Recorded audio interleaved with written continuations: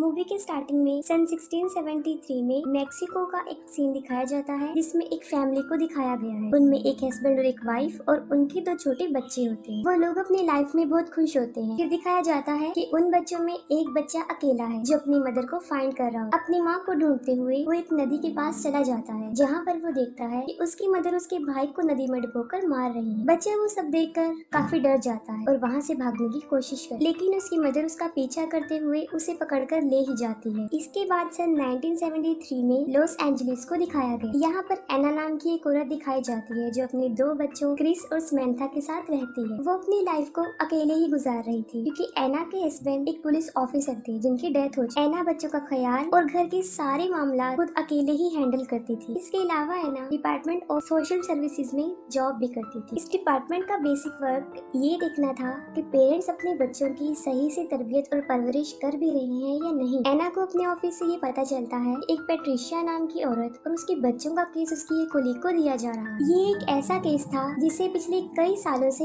एना ही handle कर रही थी और ये चीज एना को पसंद नहीं आई। तब एना के बॉस उसे समझाते हैं कि एना के ऊपर काम का पहले ही बहुत बर्डन है और यहाँ तक कि उसने अपने बच्चों का ख्याल भी अकेले ही रखना होता है और यही वजह है कि वो केस इसके अलावा किसी और को दिया जा रहा है। मगर फिर भी एना इस पर एग्री नहीं हो। वो कहती है कि मैं पेट्रिशिया को जानती हूँ और वो मेरे ऊपर बिलीव भी करती है और उसके बच्चों को तो मैंने अपनी आंखों के सामने ही बड़े होते हुए देखा है। वो कहती है कि उसके अलावा कोई भी ये केस अच्छे से हैंडल नहीं कर सकता। फिर एना के बॉस उसकी बात पर एग्री हो जाते हैं और वो केस एना को ही दे देते हैं। पेट्रिशिया के बच्चों के स्कूल से कॉल आती है कि वो फिर से स्कूल नहीं आ रहे हैं और यही वजह है कि एना को उनके घर जाना था, जिस पर उसके बॉस उसे कहते हैं कि वो अपने साथ एक पुलिस ऑफिसर को भी लेकर जाए और एना एक पुलिस ऑफिसर के साथ पेट्रिशिया के घर पहुंच ही जाती है। सबसे पहले पेट्रिशिया सबको अंदर आने से मना कर देती है, लेकिन फिर एना उसे बताती है कि वो सिर्फ अकेली ही अंदर आएगी और इस बात पर पेट्रिशिया उसे अंदर आने देती है। एना देखती है कि पेट्रिशिया बहुत बुरी तरह डरी हुई है और वो फिर उससे उसके बच्चों के बारे में पूछती है, जिस पर वो कहती है कि वो सेफ, लेकिन एना को उसके बच्चे नजर नहीं आ रहे होते। फिर एना को एक डोर नजर आता है जिसके ऊपर बहुत ज्यादा आइस की पिक्चर्स बनाई होती है। एना उस डोर के पास जाती है जिसे देखकर पेट्रिशिया बुरी तरह भड़क जाती है। वो एना पर अटैक करती है और उसे मारने की कोशिश करती है। तभी फौरन पुलिस वाला वहाँ पर आ जाता है और पेट्रिशिया को पकड़ लेता है और इसी दौरान एना पेट्रिशिया के गले से एक की निकाल लेती है, जिस पर पेट्रिशिया उसे कहती है कि उस डोर को मत ओपन करो, लेकिन एना दरवाजा खोल लेती है और उस डोर के अंदर पेट्रिशिया के दोनों बच्चे होते हैं। वो दोनों बच्चे भी बुरी तरह काफी डरे और सहमे होते हैं और एना को कहते हैं कि दरवाजा बंद कर वरना वो हमें मार दे। एना को इस बात की बिल्कुल भी समझ नहीं आती कि वो बच्चे लाल और रोना की बात कर रहे हैं। इसके बाद उन बच्चों को चाइल्ड सर्विस शेल्टर में भिजवा दिया जाता है। एना देखती है कि उन बच्चों के हाथ में जलने का निशान है, जिस पर वो बच्चे कहते हैं कि ये उसने ही किया। तब भी एना को समझ नहीं आती कि वो किसकी बात कर रही है। इसके बाद एना अपने घर चली जाती है और रात के वक्त लाल और रोना पेट्रिशिया के बच्चों को पानी में डिबोकर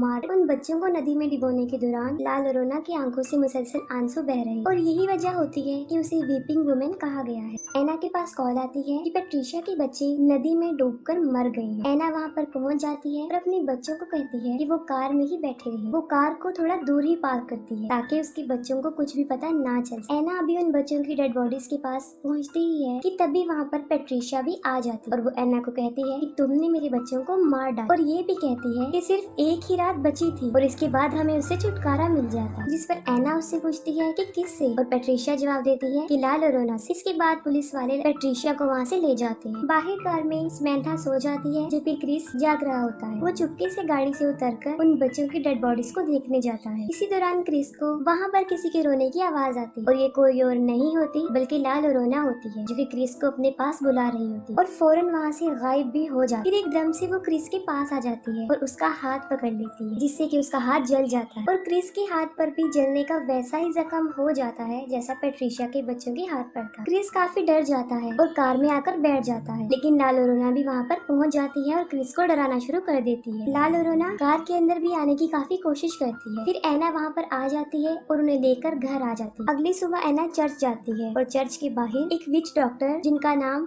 रेफल अल्वेरा होता है वो खड़े होते हैं। वो अपनी जादुई वर्ड्स की मदद से लोगों का ट्रीटमेंट कर रहे होते हैं जिससे कि वो ठीक हो जाते हैं। एना फादर से लाल और रोना के बारे में पूछती है और फादर उसे लाल और रोना के बारे में सब कुछ बता देते हैं। समंथा जो कि अपने घर में खेल रही होती है और उसे भी वहाँ पर लाल और रोना नजर आती है। लाल और रोना समंथा का हाथ भी पकड़ के उसे कर्स बना देती है और समंथा के हाथ पर भी जलने का जख्म बन जाता है। एना घर आ जाती है और वो देखती है कि समंथा बहुत ज्यादा डरी हुई है। एना उसके हाथों पर जले हुए जख्मों के बारे में पूछती है। तब समंथा झूठ बोल देती है कि मैं कहीं पर गिर गई। फिर एक डिटेक्टिव जिनका नाम कूपर होता है वो एना के घर पर आते हैं, जो कि एना के हस्बैंड के फ्रेंड थे। कूपर एना को बताते हैं कि पुलिस वालों को पेट्रिशिया पर ही शक है कि उसी ने ही अपने बच्चों को मारा है, लेकिन पेट्रिशिया और उसके गवाहों का ये कहना है कि मर्डर के दौरान पेट्रिशिया फुल टाइम चर्च में ही थी। कूपर एना को एक फाइल देते हैं ताकि वो पेट्रिशिया के केस के बारे में थोड़ी सी इंफॉर्मेशन ले सके। फिर दूसरी तरफ हम देखते हैं रेफल को, जो पेट्रिशिया के घर में होते हैं और लाल और रोना के आंसुओं को कलेक्ट कर रहे होते हैं।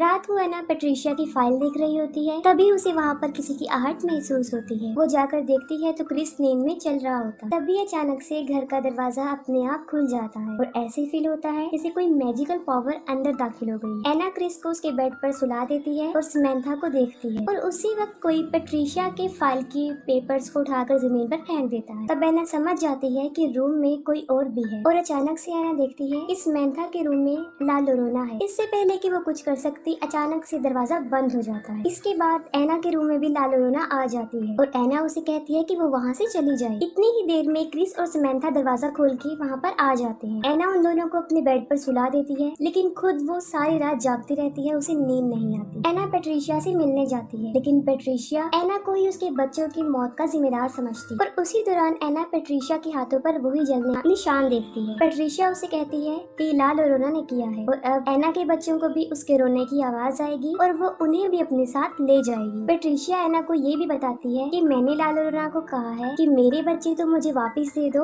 और एना के बच्चों को ले जाओ। क्रिस को किसी के रोने की आवाज आती है। पहले तो ला लोरोना उसे डराती है और फिर सीढ़ियों से उसे नीचे गिरा देती है, लेकिन मौके पर ही एना वहाँ पर पहुँच जाती है और उसे हॉस्पिटल लेकर जाती है। जब डॉक्टर क्रिस के हाथों पर जलने के जख्म देखता है तब वो डिपार्टमेंट ऑफ सोशल सर्विसेज को कॉल कर देता है। रात को एना के घर पे कूपर और उसकी कोलीग डोना आते हैं और वो ये चेक करने आते हैं कि कहीं एना अपने बच्चों के साथ अब्यूज तो नहीं करती, कि किसी किस्म का कोई तशद्दुद तो नहीं करती। फिर एना क्रिस से ला लोरोना के बारे में पूछती है और वो उसे सब कुछ बता भी देता है। दूसरी तरफ ला लोरोना समंथा को पानी में डुबोकर मार रही होती है, लेकिन मौके पर एना वहाँ पर पहुँच जाती है और उसे बचा लेती है। इसके साथ ही ला लोरोना एना को भी कर्ज कर देती है और बड़ी मुश्किल से एना अपने बच्चों को वहाँ से लेकर भागने में कामयाब हो जाती है। एना चर्च में फादर के पास आती है, तब फादर उसे बताते हैं एनाबेल डॉल के बारे में, कि जब वो एनाबेल डॉल को लेकर आ रहे थे तब उस डॉल ने उन्हें बुरी तरह जख्मी कर दिया और वो ये भी बताते हैं कि इस तरह की चीजों में शैतानी ताकत होती है और चर्च तुम्हारी हेल्प भी करेगा। लेकिन उन्हें चर्च से सर्विसेज लेने में कई हफ्ते लग जाने थे, लेकिन एना के पास इतना वक्त नहीं था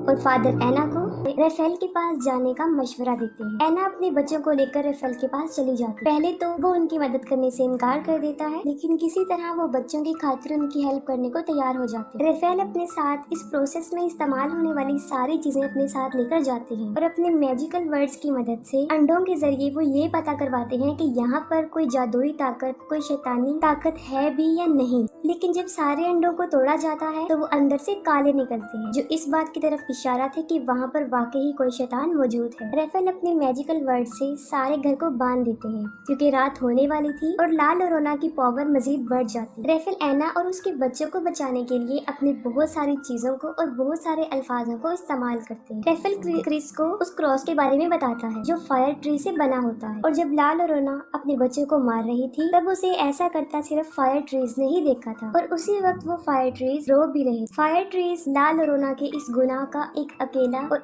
अकलौता सबूत थी, जिसके आगे ला लोरोना की सारी पावर कमजोर पड़ जाती। रेफेल बताते हैं कि ये एक बहुत ताकतवर शैतान है और हमें सबको मिलकर इसके खिलाफ लड़ना पड़ेगा। फिर वो अपने मैजिकल वर्ड्स की मदद से ला लोरोना के आंसुओं को पाक साफ करते हैं ताकि उसे उसके खिलाफ ही इस्तेमाल कर सके। जब रात हो जाती है तो उन्हें ला लोरोना के आने का मैसेज मिल जाता है और रेफेल एना और उसके दोनों बच्चों को कैंडल्स के एक दायरे में रखते हैं। फिर ला लोरोना को छींक आती है और उसकी शैतानी पावर की वजह से हवा के वेव से सारी कैंडल्स बुझ जाती हैं। ला लोरोना सबसे पहले एना पर अटैक करती है और उसके बाद वो क्रिस पर अटैक करती है। ला लोरोना क्रिस को खींचकर बाहर ले जाती है और रेफेल क्रिस को पकड़ लेते हैं और वो वही आंसू ला लोरोना के फेस पर फेंक देते हैं। ला लोरोना के फेस पर वो आंसू गिरते ही उसका फेस जलने लगता है, लेकिन वो अभी भी जिंदा होती है और खत्म नहीं हो पाती। तभी रेफेल घर के दरवाजे पर फायर ट्रीज के बीज को लगा देता है। इन बीजों को पार करके वो अंदर नहीं आ सकती थी, लेकिन वो मजीद गुस्से में आ जाती है। फिर ला लोरोना पीछे से अंदर आने की कोशिश करती करती है और ये सब पिछले दरवाजे को बंद करने की कोशिश करते हैं। यहाँ पर लाल और रोना ने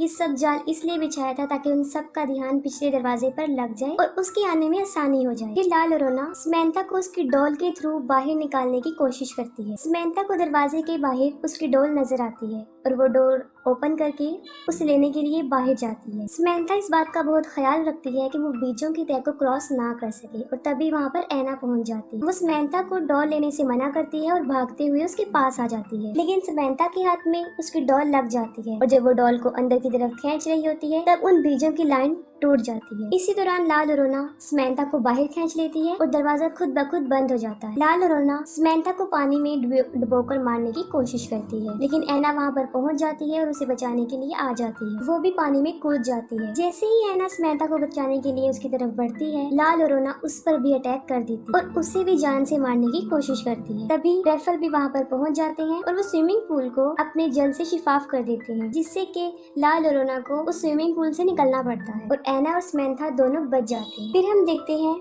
कि ऐना के हाथ में लाल और रोना का लॉकेट आ जाता है और वो लोग समंथा को लेकर अंदर भी आ जाते हैं। समंथा बार बार घर से जाने की कोशिश करती है, जिस पर रैफल ऐना को बताता है कि समंथा के ऊपर लाल और रोना हावी हो चुकी है और जब भी लाल और रोना समंथा को बुलाएगी तो ये फौरन उसकी तरफ चल पड़ेगी। रैफल ऐना को ये भी बताते हैं कि जब तक लाल और रोना से पीछा नहीं छूटता हमें इन दोनों बच्चों की हिफाजत करनी पड़ेगी। ऐना अपने बच्चों को कबर्ड में इसी तरह बंद कर देती है जैसे पैट्रिशिया ने अपने बच्चों को किया। दूसरी तरफ घर के बाहर लाल और रोना अभी भी बच्चों का वेट कर रही होती है। ऐना रैफल को वो लॉकेट दिखाती है जो उसने लाल और रोना के गले से उतारा था। रैफल ऐना को कहते हैं कि तुम इसे संभाल कर रखो, हम इसे उसके खिलाफ इस्तेमाल कर सकते हैं। कुछ देर गुजर जाने के बाद एक औरत उन बीजों की लाइन को क्रॉस करते हुए उनके बच्चों के पास पहुंच जाती है। ये औरत पैट्रिशिया होती है, जिसे ये लगता है कि अगर वो समंथा और क्रिस को लाल और रोना के हवाले कर देगी तो वो उसके बच्चे उसे वापस लौटा देगी। रैफल पैट्रिशिया को रोकने की बहुत कोशिश करता है, लेकिन वो उसे शूट करके मार देती है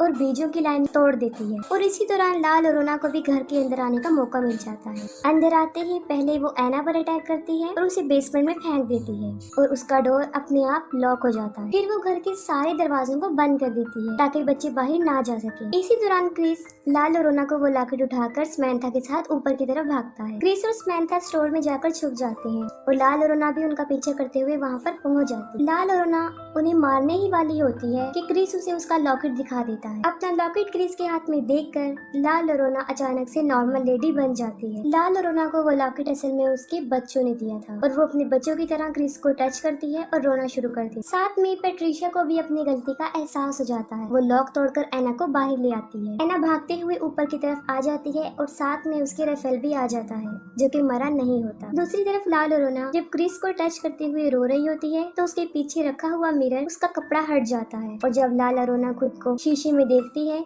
तो वो फिर से शैतान बन जाती है और वो शीशा भी टूट जाता है। लाल और रोना रैफल को हवा में उठाकर बाहर फेंक देती है और इसी दौरान ऐना भी वहाँ पर पहुँच जाती है। क्रिस और समंथा ऐना के पास भागकर आ जाती है। जैसे ही लाल और रोना ऐना क्रिस और समंथा को मारने के लिए उनकी तरफ बढ़ती है, रैफल उसकी तरफ फायर ट्री से बना हुआ वो क्रॉस फेंक देता है। ऐना उस क्रॉस को उठाती है और लाल और रोना के सीने में डाल देती है। उस क्रॉस की वजह से लाल और रोना खत्म हो जाती है और सब कुछ नॉर्मल हो जाता है और इसके साथ ही मूवी भी एंड हो जाती है।